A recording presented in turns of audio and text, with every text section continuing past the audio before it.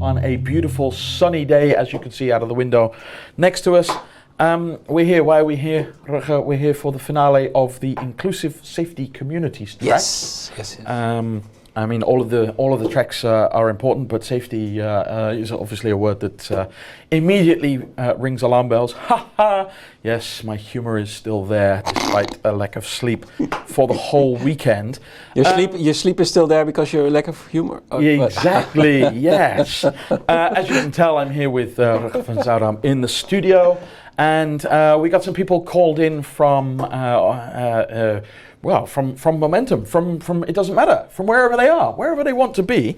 But one of those is Sander Koot, that is the challenge lead for the Inclusive Safety Communities Challenge. Hi Sander, could you unmute yourself?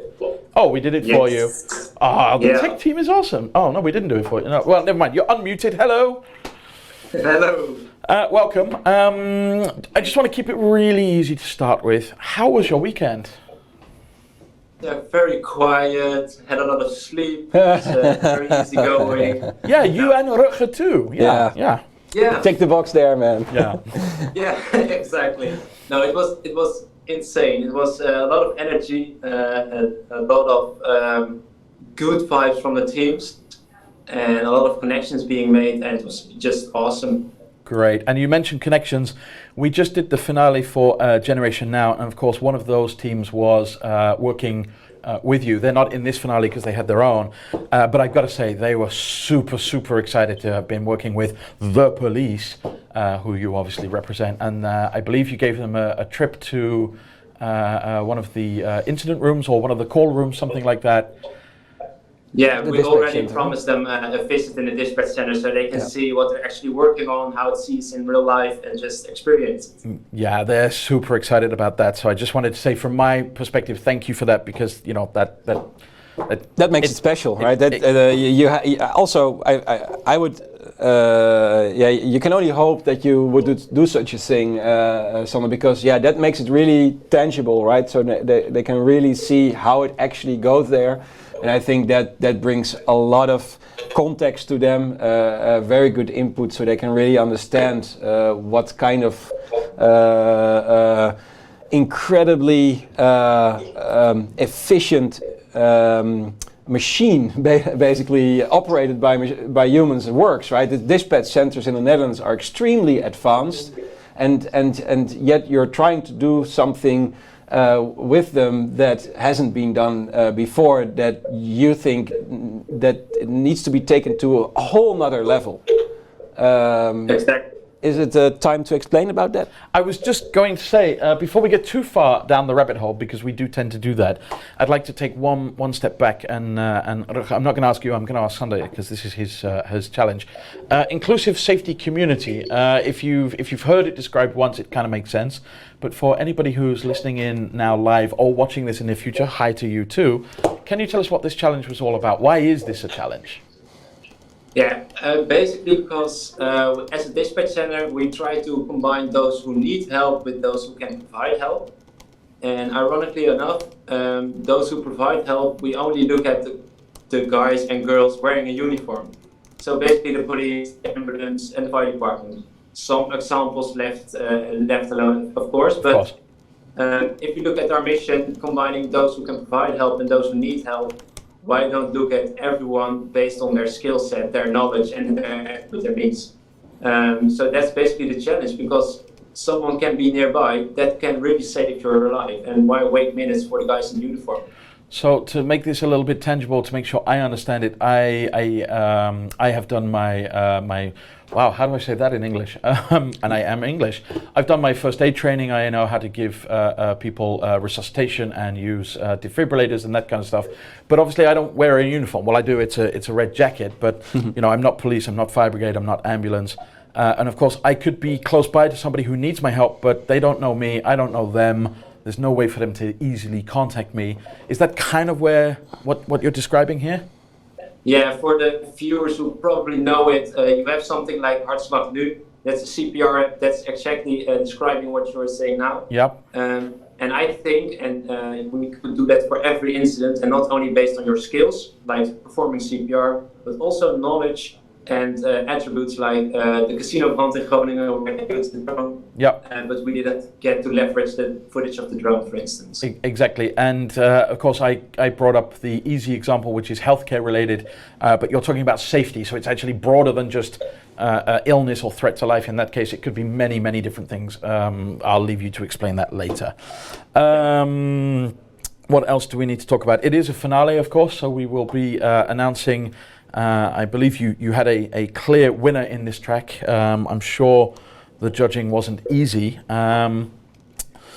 What else do we need to talk about? I didn't get to breathe between generation and now. I think it's cool to understand a little bit more what kind of stakeholders are involved in such transformation. And Thank you. If you're talking about opening up the dispatch center, you can go, oh yes, okay, let's welcome everyone, but at the same time, the integrity of the organizations that are now working with the dispatch center, that is like kind of a holy thing, right? The amount of trust the police, the fire department, and the ambulance has is not something to meddle with, so to say. So how do you balance this? How do you balance this? Yeah, it's. I think that's especially where the dispatch center comes into play, because they are something like almost the trusted third party to make sure it's a valid incident or it's a valid way of help or type of help that can be sent to the scene. So I think that's especially what a new role should be for the dispatch center. Making sure it's a real 112 situation, but also making sure there comes actual help. Mm-hmm. So with integrity, we already know from the fire department, from the police, from the ambulance services. Yeah.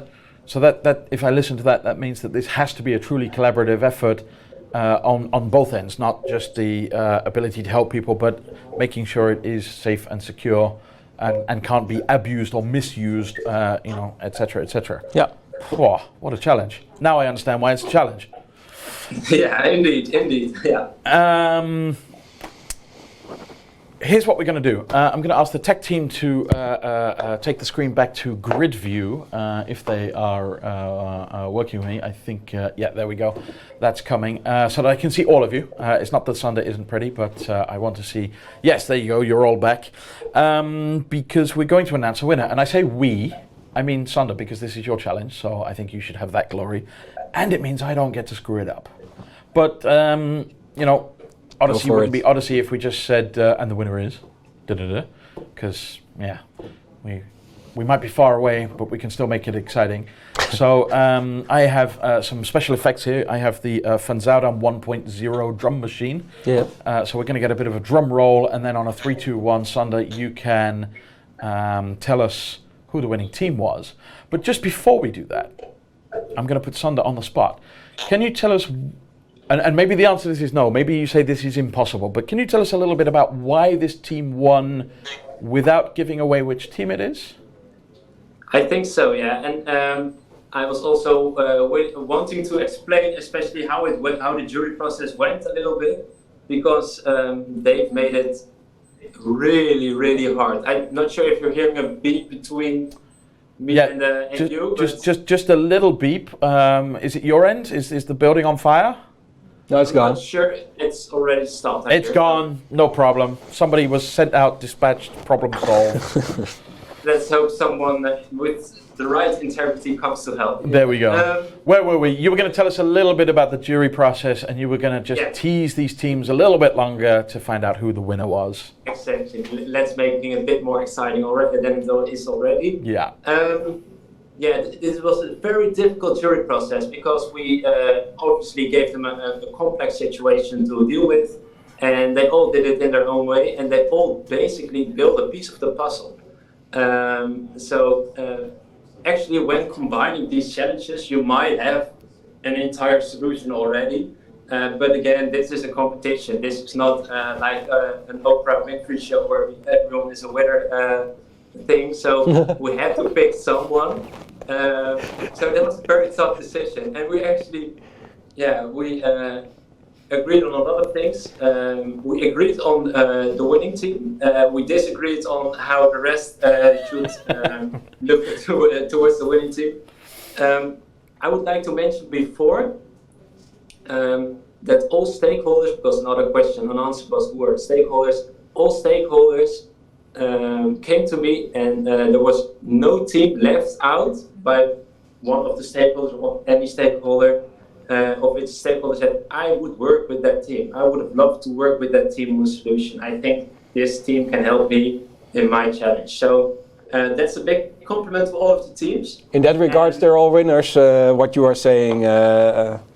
I'm turning a little bit into Oprah as well. So, very good. It's okay. It's okay. We love Oprah too, and in fact, it is part of the Odyssey and the Momentum spirit of appreciation. So there are no losers because, all of the teams, and we have the representatives here, but you represent people behind you, have come here to try and make the world a better place. So you were winning before you started.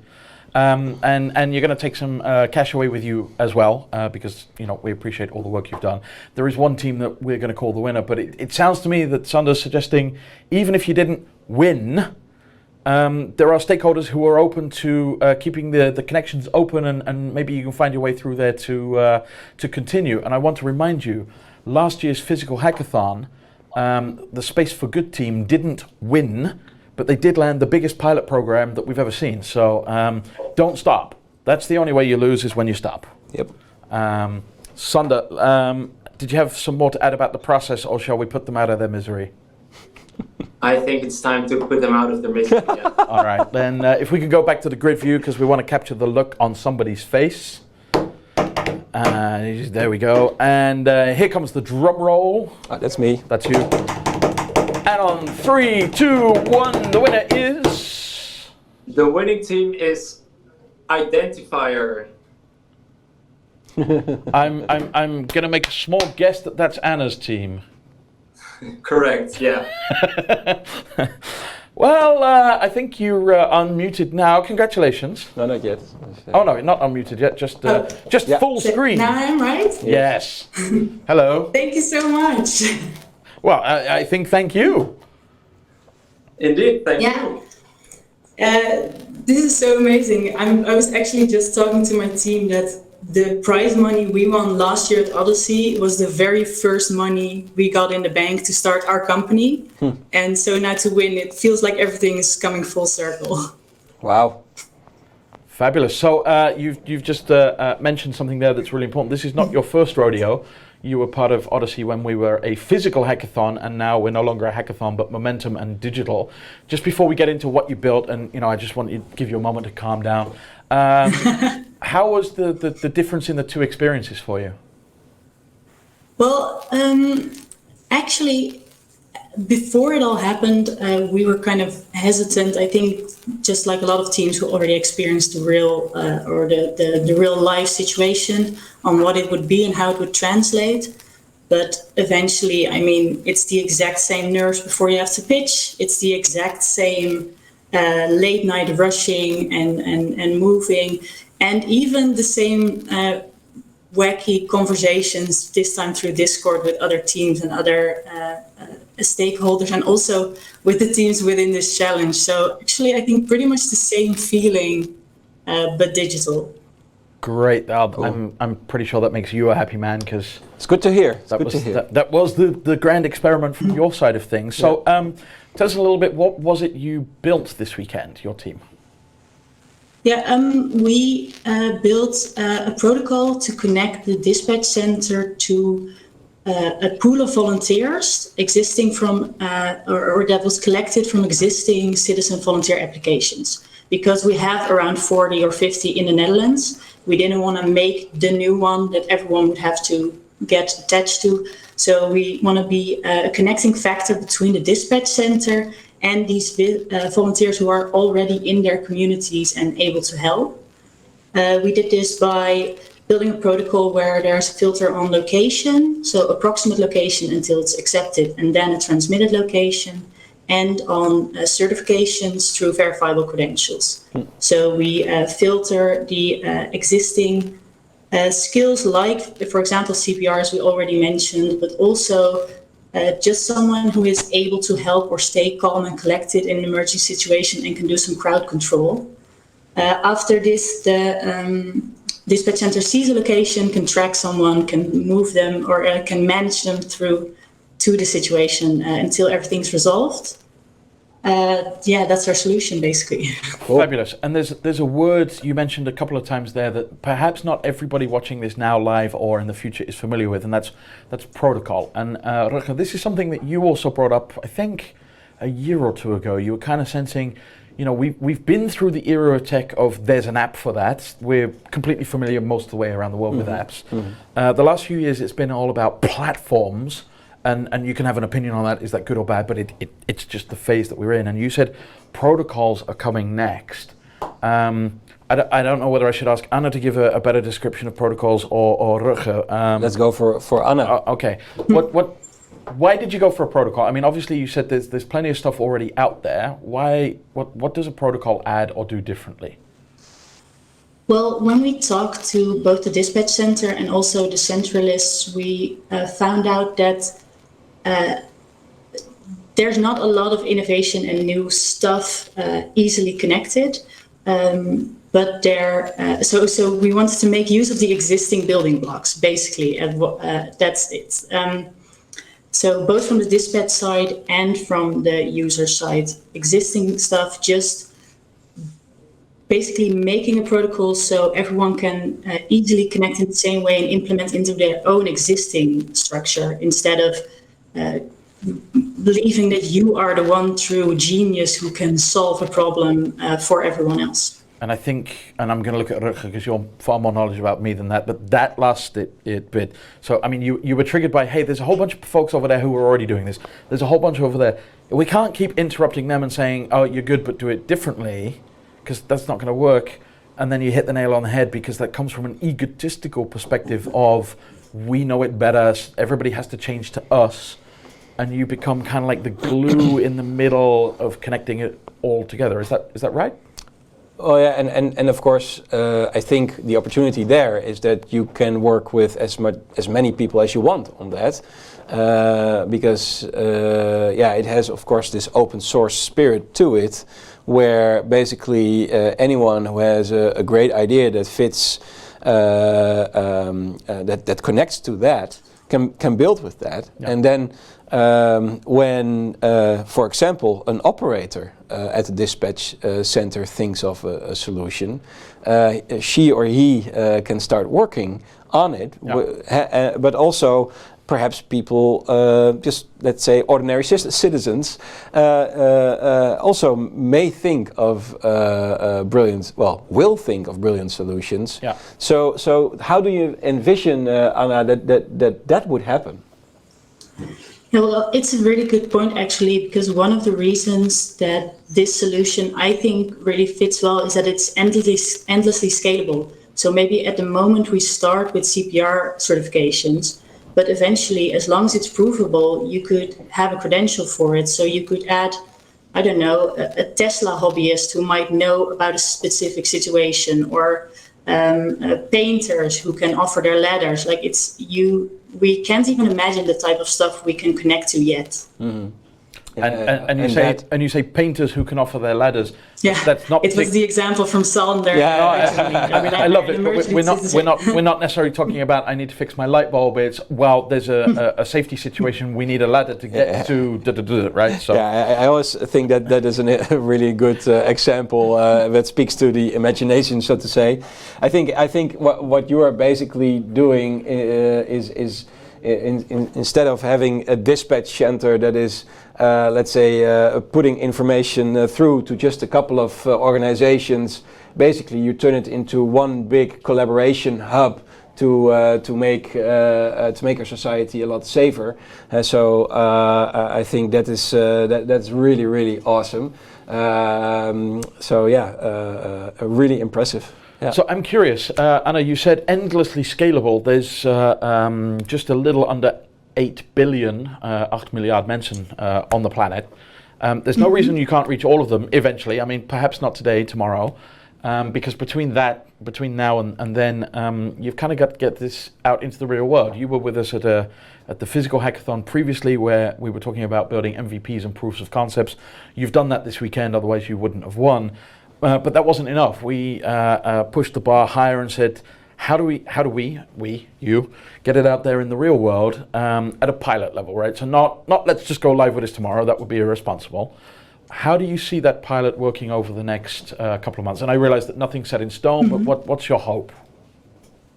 Well, I think it's one of the most important things, especially within this challenge, because stakeholders are sometimes risk averse, but the dispatch center and the national collective dispatch centers is more risk averse than anyone, and rightly so. That's their entire thing, to avoid risk.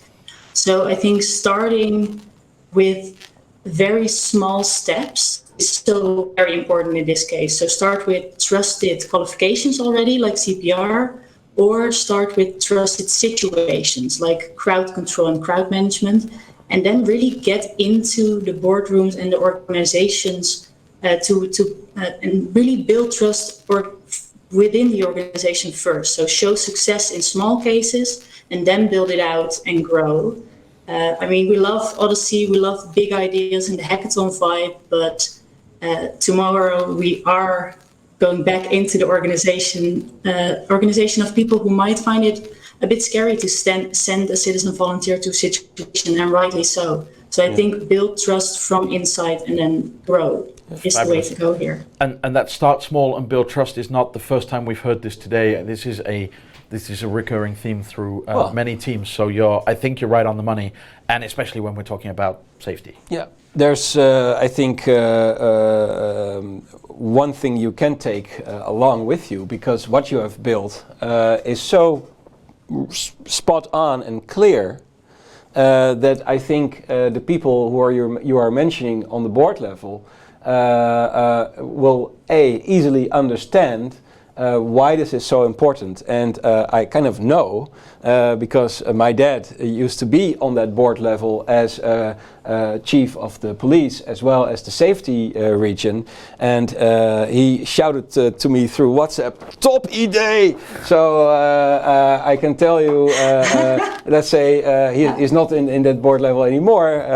He's enjoying pension, but still, he knows people. He knows a couple of people, but rest assured, I think your idea, if you tell it to the right people, will be picked up quite easily, because it's very well understandable, and indeed, of course, for your implementation, the small steps are big wins. But people will understand what you are doing, and you're doing it very well. So thank you, and thank your dad for me. Yeah. We'll make sure that happens. He's probably watching live anyway. I'd love to go back to Sander, but not yet, because Anna, there's something we promised you, and that was an award not created by us, but by you and your track. If you heard during the live stream over the weekend, it's a piece of digital art. It consists, we'll edit that out later, of 2,940 blocks, which represents the minutes in 49 hours. There is also a representation, I don't have the numbers of course, but of how many wows your team was given within your track, and how many ecosystem joins. That's kind of like the invites, the handshakes to collaborate. That's all mashed together, pushed through a system of ridiculously complex stuff. I mean, I saw Olaf doing it, I was just like, I don't understand any of this. Creates a piece of digital art that looks something like this, and we will add, if it hasn't happened already, maybe it's happened already, your team name to that. Yeah. That'll be uploaded on the blockchain. You will be given the keys to the kingdom that say your team is the one and only owner of this truly unique piece of digital art, and that's the trophy, which you can hang proudly next to the one I guess you got last year. But this one's digital. I got second place last year. Well, congratulations on the upgrade. So that's your reward. Good job, well done. Let's, if you don't mind, flip back to Sander. Sander, you can talk a bit more freely now about why the team from Anna was the one to take the top prize. Yeah. Yeah, well, basically, as you just mentioned, there are a few reasons. I have to say that it was obviously very difficult because all of the teams built good solutions, had a good network, had a good ecosystem. We had 3 out of 5 teams, including the Generation Now team, on the ecosystem prize. So there were a lot of collaborations. So that was very difficult. And the main thing that set this apart was it's the essence of the challenge. More teams, the essence of the challenge. But it was also the approach. So there were also the things just being explained, the approach things on how to implement, how to move forward, where to start, where to focus. I think all those things combined made sure that Identifier came out on top.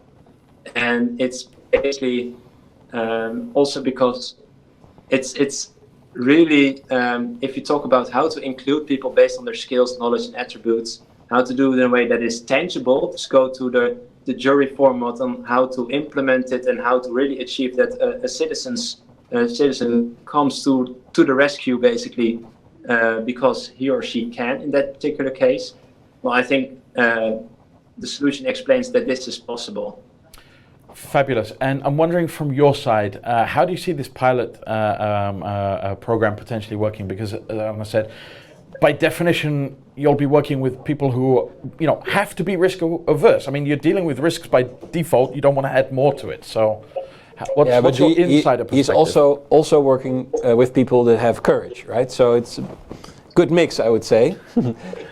Exactly. Yeah, well, I think I would like to start with the other teams because we would do the other teams short, not to just give that a moment. All of the teams worked very hard, and all of the teams, there were some tangible leads in the stakeholder field. So to start with that, we are going to further explore the tangible leads in those stakeholder fields and see how the other teams can still get some connections in the dispatch center side, on the police or the fire department safety region side, to really move their solution forward, because for all of them, they're still being said, we believe in the solution. So that's one thing. Great, thank you so much for that. Yeah, it has to be mentioned because the effort was great. So thank you guys again. But that's one thing. The other thing is the winning team will guide them towards an MVP. So make the first step really possible. And do that we had the so-called innovation table, mainly to mix courage and risk aversion, of course. So we have a small position in multiple dispatch centers where you can try out new things. And we'll guide Identifier towards the MVP, to the prototype that we actually are comfortable with in testing in real-life situations, and we'll actually do so. So the promise that I have made in the beginning is still is that we will probably, you can present next year how, if Identifier works very fast, of course, but you can present next year how Identifier is being implemented for a test situation, a real-life situation, in both the civil app side as the dispatch center side. So that's how we're moving forward. Wow, Anna, no pressure. Absolutely fast, brilliant. And you heard it here. Yep. I've got one question, which I'm going to put a whole bunch of people on the spot if I do this, but I'm going to do it anyway. Obviously, we're recording this to be used by any of these teams, and Sander, yourself, of course, to send to stakeholders or to help explain what you're doing. But I wanted to ask, and I guess I should be asking Bodan, but I'm asking all of you, I guess. Something special happened at around 2 a.m. on, I think it was Sunday morning, Saturday night, something like that. And that was the team from Bodan found a poem about a ladder. And they decided to cheer the rest of their track up by recording a song with a ukulele and a beautiful singing voice of that poem. Should we, I'm not going to play it now, I don't have time, I'm sorry. But should we somehow try to edit and cut that back into this recording as kind of like, I'm going to say, thank you, well done, it's all done, cut, and then we'll kind of like glitch it in and we'll just let it fade in as a kind of magical extra. Do you want me to do that? Give me thumbs up if it's a thumbs up. Yeah, Yeah, done. yeah, sure, Done. yeah. I say done. I don't have to do the hard work of making that happen, of course, but I'm going to do my best for you. I thought it was a beautiful moment of just human connection across the ether, through the momentum, around the globe, and all that sort of stuff. Ivo, I've got Sander, I've got about a minute left. Any last word from you? Well, basically just it has been epic, and the collaboration has been epic, and all of the teams did such a good job that I basically I think that's the closing remark. I wish I had all of these teams working with me in the Dispatch Center every week. That's the closing remark. Wow. Okay, well, no pressure. We're not going to hold you to that, but that sounds like you're motivated enough to do it yourself. Rutger, what do you think about all of that? I think it's what Sander says, epic. Sander, I think you can be very proud of what you have achieved with the teams, and vice versa. And I'm very glad that you are going to take this forward. I've seen this is your first challenge in the Odyssey program, but yeah, I've seen this is a great result. And I look forward to keeping in touch on how you're making progress, and see wherever we can help you, we will do that. So incredibly well done. Thank you. All of you. Hold that. Fabulous. Hold that thought for a moment, because that was the finale for the track of inclusive safety communities, where Identifier took the top prize, but promises of potential collaboration and connection for all teams were granted. So that really shows the collaborative spirit. We're going to end this finale now and move on to the next one in about 10 minutes time on the live stream, where we'll be going from inclusive safety communities to open source 911, or I guess 112, for digital spaces. Yes. See you in 10 minutes. Thank you so much.